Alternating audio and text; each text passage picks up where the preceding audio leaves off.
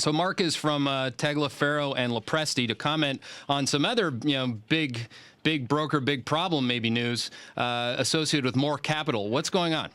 Well, it appears that the Financial Services Agency, which is the UK equivalent of the SEC, has completed what appears to be a widespread raid, which resulted in the arrest of a number of people, including what appears to be a lower-level trader, or at least that's what the spokespeople for More Capital are saying, in connection with what appears to be a galleon-like insider trading ring.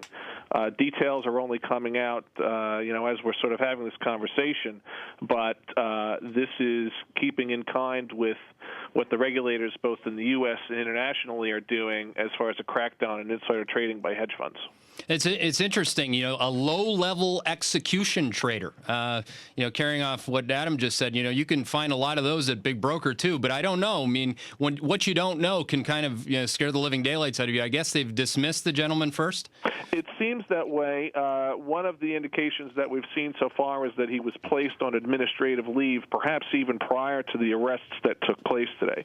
This is not uncommon, and I don't want to give the misimpression. Obviously, everybody is innocent until proven otherwise, but it's not uncommon for higher-level executives in a situation like this to wall off where they think the problem might be, and it's very possible that the problem is limited to sort of the guys in the pits.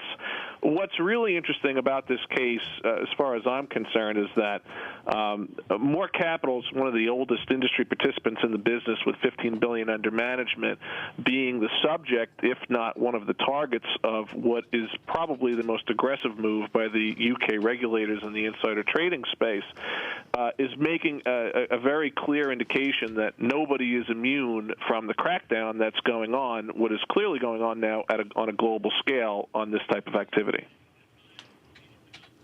It's interesting for sure. Having worked on a lot of trading desks, what you can't see or what you don't know can quite often, throw the fear of God into you. And I really, my fear here is really for Louis Bacon, who's really done a great job over the years. And really, the man may not know what he doesn't know.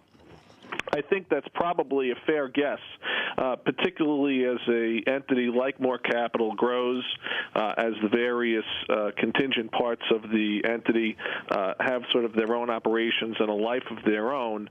The possibility for one group to not know what another group is doing is very possible.